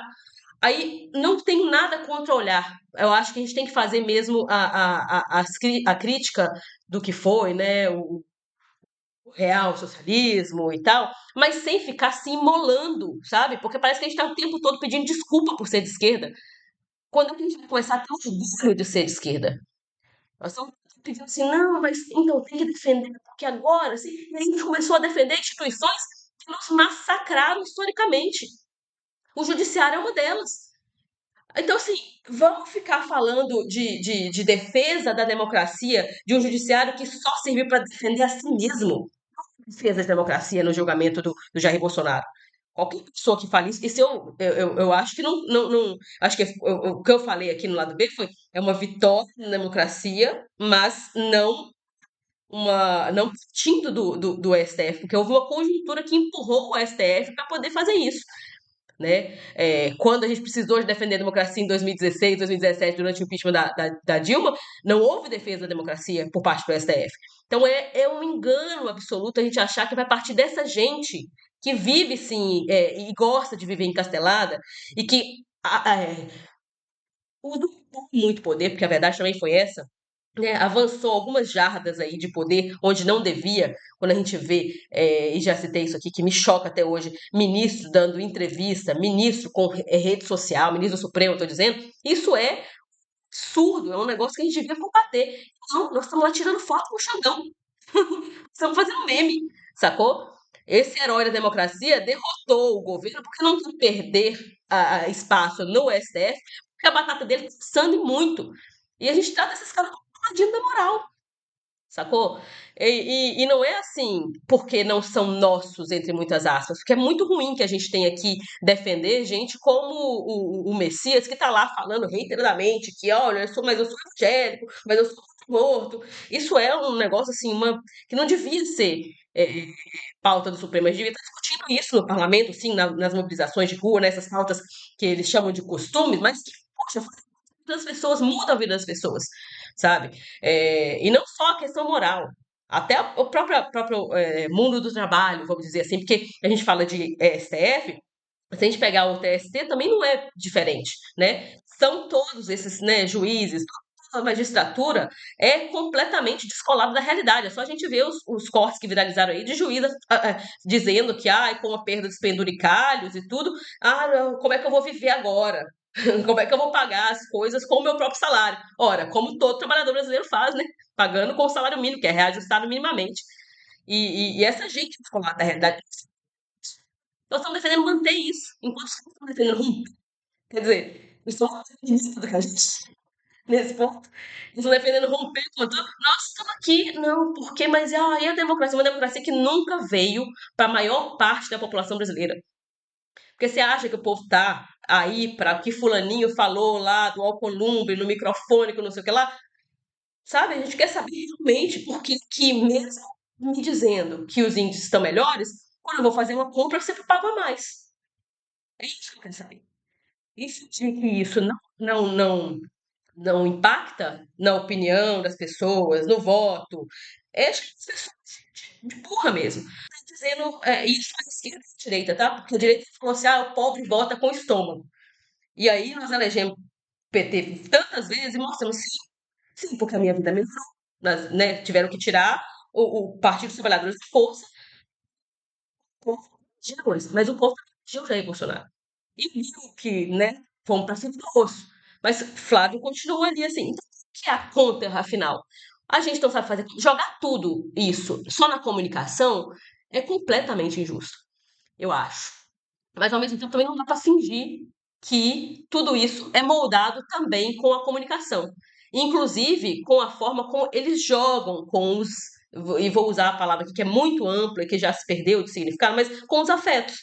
Não dá pra gente, os caras continuarem vendendo as possibilidades, o sonho, quer dizer, você pode ser muito mais, né? Você toda, né? Vendendo de novo o sonho, e a gente aqui falando assim, ó, cuidado, se não votar no Lula, vai piorar.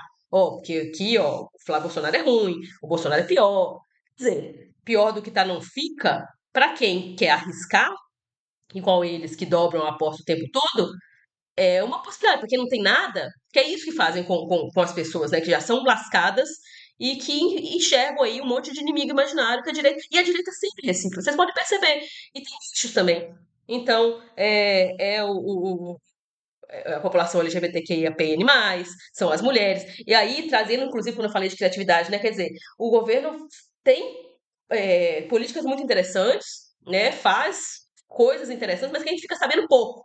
Então, qual é a cara desse governo? A gente não sabe dizer, já falamos várias vezes aqui que não colou alguma coisa. A gente viu uma defesa do SUS tentando pegar aqui a coisa da pandemia, mas o financiamento memorial do Covid, vocês viram isso? Agora em 7 de abril, no Rio de Janeiro. Mas vocês viram isso ganhar grande tração, assim? Inclusive nas nossas mídias de esquerda, a gente vê o aumento de publicidade e de anúncios do governo, mas isso não ganha tração. Eu citei alguns programas atrás e fiz uma participação, né, nas pracinhas do podcast lá do nosso ouvinte Mauro, falei um pouco da lavanderia, né, popular, lavanderia lá em Caruaru, que foi lançada. A gente não ouve falar. E isso, no momento que a extrema-direita avança muito sobre o voto feminino, né? E ele aí avança com Frei influencer, mais não sei quem lá, outro influencer de fora falando que tiraria o direito de voto das mulheres. A gente sabe que, pô, revogar direito de voto feminino é difícil. Mas os caras vão sim jogar com essa coisa do fazer as mulheres duvidarem do próprio voto. E aí as mulheres que são casadas, né, com companheiros aí que de extrema direita tendem a votar, ou podem tender a votar na extrema direita, ou serem, né, capturadas por isso aí. E eles, as mulheres de extrema direita também, né? Vem Michele Bolsonaro, vem o Senado, né, imagina, Michele Bolsonaro, Bia Kicis, a Damares. Se a gente fizer representatividade só, não basta. A gente precisa de ter mulher feminista, mulher que fala de trabalho feminino, de mulheres trabalhadoras, de aborto, com coragem. Não tem isso. Eu não sei se tá parlamentares que falem diretamente de temas considerados tabu. Não sei, porque eles ficam melindrando. Então, qual que é a nossa cara? Sabe? A gente não tem, a gente é uma esquerda, para poder citar, né, eu sempre cito bastante aqui o professor Vladimir Safatli, e a gente sabe que tem muita gente que não gosta dele, eu pessoal, né, gosto bastante das análises, acho que são muito boas, e ele tem esse livro, né, a esquerda, que não tem um dizer seu nome, a gente não tem hoje uma esquerda que não tem um dizer seu nome. Você pode citar um ou outro aí, mas também tem coisas muito atravessadas, não, mas aí, Luara, não chega às pessoas, talvez porque elas não saibam. Então vamos falar com todas as letras. Vamos dizer o que nós somos, sabe? Para as pessoas começarem olhe, existe um outro mundo ou um outro fim de mundo possível, que é muita coisa que eu digo bastante aqui. Eu acho que vocês precisam acreditar de novo na palavra paz, por exemplo. Acho que é muito importante esse papel que o Lula tem cumprido mundialmente e que não tem o alcance que tem nas mídias, mas tem gente, sabe? Parece sempre uma coisinha assim, esse papo de Miss. E não, as pessoas estão precisando cada vez mais acreditar que não é normal atacar um país, atacar o Irã, atacar o Líbano, como tem sido feito, a própria faixa, né, a faixa de Gaza ali, o que foi. As pessoas precisam acreditar de novo nas palavras, na força das palavras. E aí a gente precisa ter coragem de dizer essas palavras, quais são, sabe? Paz, solidariedade, igualdade, socialismo, comunismo. A gente não pode perder isso.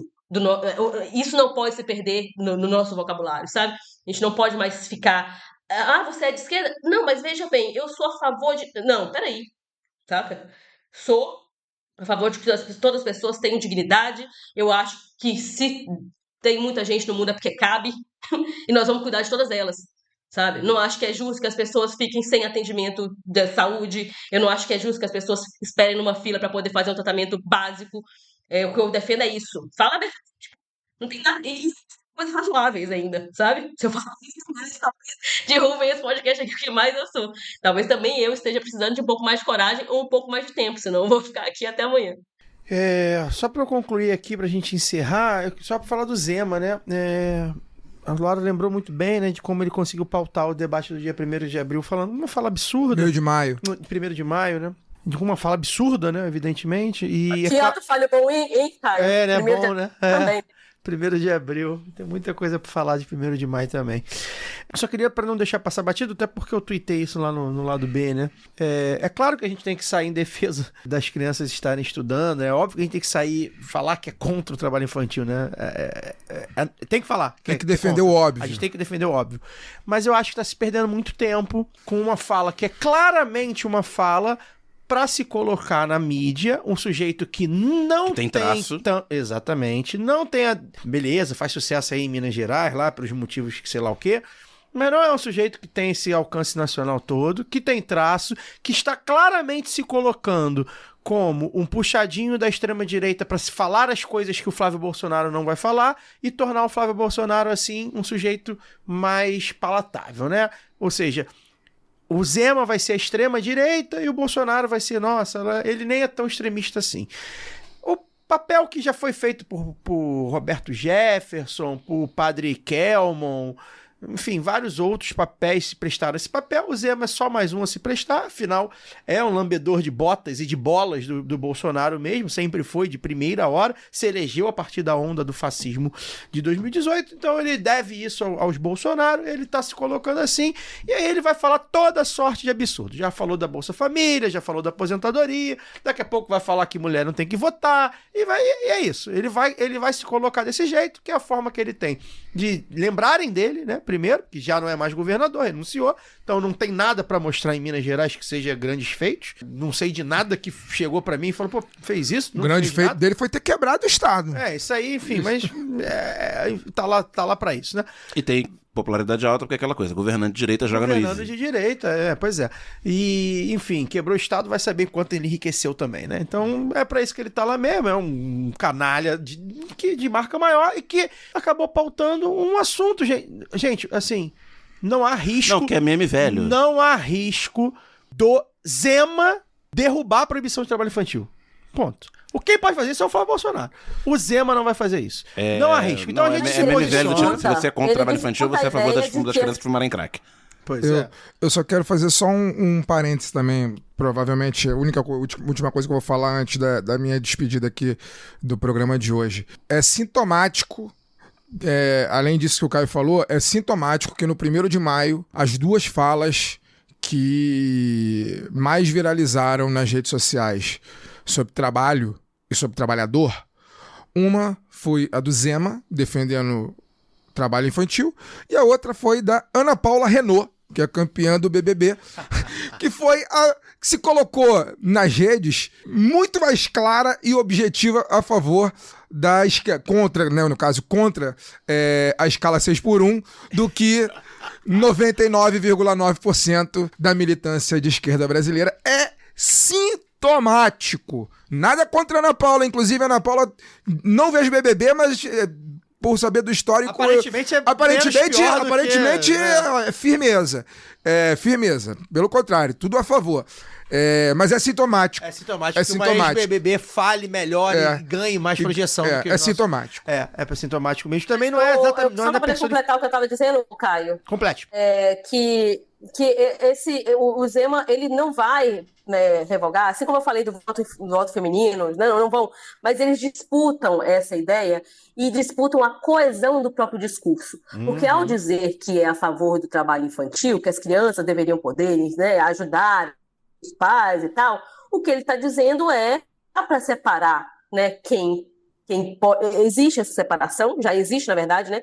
Mas dá para separar quem pode trabalhar, quem tem que trabalhar para ajudar e quem não tem. Ou seja, nós estamos falando de luta de classe, A direita sempre soube disso, eles ficam dizendo que a esquerda divide a sociedade, mas eles sempre foram, e foram muito mais vitoriosos, como a gente pode ver. E ele disputa também essa ideia, como eu falei, com coesão, de que, olha, porque a criança que está trabalhando não está traficando, não está assassinando, que é a grande tara da extrema-direita sempre foi, né, de redução da moralidade penal. Então, assim, existe uma coisa muito mais coesa, me parece, entre né, a extrema-direita do que na esquerda, que fica achando esses meninos, que aí não sabe, tal, e não, é absurdo, temos que defender e tal, a educação. Mas que educação? A gente também não disputa que educação a gente está defendendo para manter criança na escola, integral, de mais investimento, sabe, de investimento em creche, que é uma defasagem absurda, e aí a gente liga de novo com a pauta da mulher trabalhadora, sabe, não tem essa... E aí... É por isso, Luca, a gente tá sempre reagindo, a gente tá sempre reagindo, a gente não tá conseguindo propor. Sempre.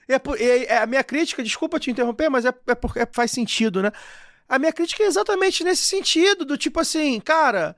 Beleza, olha, gente, a gente é contra o trabalho infantil, tá? Só pra deixar claro aí o que esse cara falou. E aí, não só isso, a gente acha que... Sabe, porque a gente foi pautado por uma fala absurda de algo que não tem possibilidade, repito, do Zema, primeiro, ser eleito. Segundo, que ele sendo eleito, não tem possibilidade disso acontecer. Aí a gente tem a pauta favorável. A gente tinha uma pauta muito concreta, né, contra as classes por um, e nesse campo a gente tem pautas concretas, né, de escola integral, de melhoria na escola infantil, etc, etc, etc. E aí a gente tá aqui defendendo, não, nós somos contra o trabalho infantil. Pô, pelo amor de Deus, sabe? A gente entrou no jogo do cara. Pra mim, a gente entrou no jogo do cara. E assim, por uma pauta que é isso, não corre... Gente, coloquemos na nossa cabeça. Hoje, 4 de maio de 2026, não há risco do, 1, o Zema ser eleito, 2, o Zema sendo eleito revogar. Não tem esse risco. Não é isso, não é sobre isso. Ele, de fato, como a Laura falou, ele de fato está apenas tensionando o discurso dele, para a população dele lá, para os eleitores dele, e se tornando um cara extremista para deixar o Flávio moderado. É só isso que está acontecendo. Só isso que está acontecendo. Conclua, Luara, desculpa. Não, a mesma coisa do neoliberalismo. Não, eu já tinha até concluído, mas é a mesma coisa que eu falo do neoliberalismo. Dizer, olha, não dá para dividir para todo mundo, não cabe todo mundo. Então, quem puder, coloque os seus filhos na escolinha lá, montessoriana, escolinha que tem não sei o que lá. Mas quem não puder, infelizmente, o filho tem que ajudar, porque é melhor do que estar nas drogas. Entendeu? É um discurso de não dá, não cabe todo mundo aqui, cada um por si. Sabe? É a mesma coisa. E ele faz essa disputa, a extrema-direita faz essa disputa o tempo todo. E nós não estamos sabendo colocar o contrário, de falar, não, nós vamos cuidar de todo mundo. E como que nós vamos cuidar de todo mundo? Sabe? Porque também aí falta criatividade. Quer dizer, foi um governo, esse governo do Lula 3, que retomou as suas políticas, né? Houve pouca coisa realmente nova. Por isso que a gente fala de um governo morno também. Então falta criatividade, sim. Falta sonho, falta criatividade, falta um tensionamento real. Quer dizer, nós estamos há quantos anos discutindo o futuro do mundo do trabalho? Aí o mundo do trabalho chega, o futuro chega uma hora, e a gente continua discutindo o futuro do mundo do trabalho. Você vai para os congressos assim, de entidade sindical, o futuro do mundo do trabalho. Pô, esse futuro já chegou e a gente ainda está discutindo e não conseguiu se adequar, e trabalhador se lascando e não consegue mobilizar ninguém.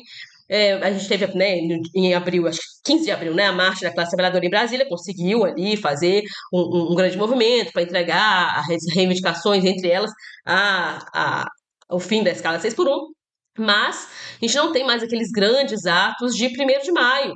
Né? Houve sim um enfraquecimento das entidades sindicais, isso é anterior até a reforma trabalhista, mas a reforma trabalhista veio com tudo, e aí, agora eu acho que é um ponto, assim, para poder encerrar mesmo a minha fala, que a gente precisa, como é que a gente vai defender um governo que na hora que chega ali, na hora de conciliar também, faz exatamente, ou quase tudo, que a gente dizia que a direita ia fazer, porque também tem isso. Fala, mas a gente chega lá e a gente fala assim, não, vamos pegar aqui, vamos defender. Aí chega lá e os caras fazem igual. Pô, então as pessoas não... A diferença faz. Precisa ser diferente. Precisa pensar diferente. E dá trabalho mesmo. Mas é isso aí. A vida é dura, sabe? Até para poder criar o sonho, você vai precisar gastar massa cinzenta aí, galera. Não dá para poder achar que as coisas vão cair do céu, não. É trabalho mesmo. Mas é um trabalho que fica mais agradável se você não abrir mão do que exatamente você é, sabe? Eu acho que é muito mais duro quando você tem que ficar renegando aquilo que você acredita. O problema todo é que hoje eu não sei se quem tá lá realmente acredita no que diz ou dizia acreditar até pouco tempo atrás. E eu não tô falando de Lula, eu tô falando de toda uma equipe que, pô, é duro quando você vai negociar, ver aí as negociações, né? Os acordos trabalhistas, as greves, as mobilizações, e senta e o papo de patrão é o mesmo, sabe? E a austeridade é a mesma, para poder tratar de empresas públicas. É duríssimo isso. Não que esperasse que as coisas, né, caíssem do céu, que não houvesse o mínimo de tensionamento, que a gente sabe o que mudou, né? Com leis de estatal e também para a Petrobras, para poder citar um exemplo que a gente vem discutindo há algum tempo também. O próprio Correios, se for pegar o exemplo dos Correios, que estão aí todo dia na mídia, bate um negócio de que Correios tá deficitário, então não tem uma figura do governo que venha a público para poder dizer, olha, a gente vai continuar fazendo por causa disso sim, vamos ter que defender porque é segurança, é integração pública e tal. Não, deixaram sucatear. E por muito tempo ficou nessa coisa de, olha, não pode investir porque tá sucateado porque não pode investir, é o paradigma também, é o paradoxo, aliás, ali. E agora que tá realmente sucateado, precisa fazer alguma coisa, ninguém vem dizer, olha, por que tem que defender os Correios? Ou por que tem que defender... É uma soberania, mas eles não fazem. A soberania fica no plano ali da coisa, sabe? De, defender o Brasil. O que é defender o Brasil?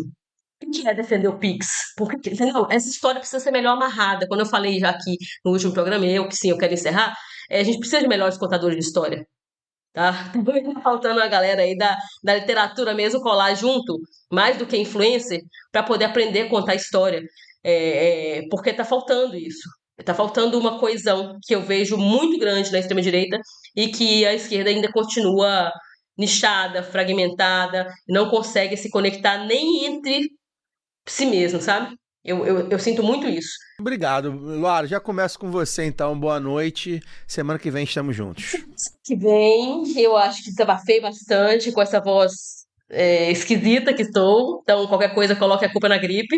Acho que tem muito aí do que eu venho pensando recentemente e que vem me incomodando, mas que eu espero que este ano de eleição, aí sim, aí eu vou ter que, né, agora retomar a esperança.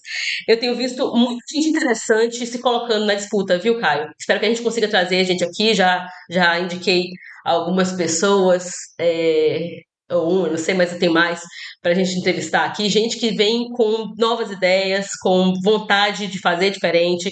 Eu acho que isso vai ser muito importante para a gente repensar, sabe? Repensar, inclusive, a nossa forma de esperança, para não ser só essa coisa, ninguém solta a mão de ninguém, porque vamos nos defender. Não, vamos ser a oposição mais afrontosa. Não, peraí, entendeu?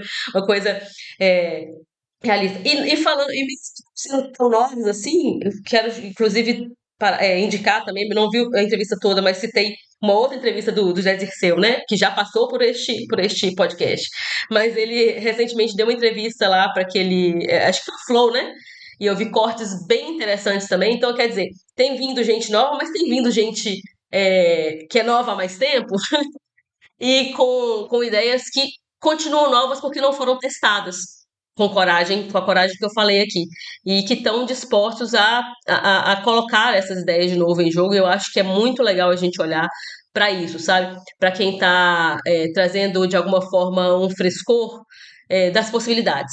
Então, aí a retomada da esperança, eu acho que está um pouco nisso, assim, de pensar o novo, mesmo sem deixar, né, para trás o nosso legado, como eu falei, sem ficar se imolando em praça pública, de achar que a gente tem que pedir desculpa por querer passar por onde a gente quer passar.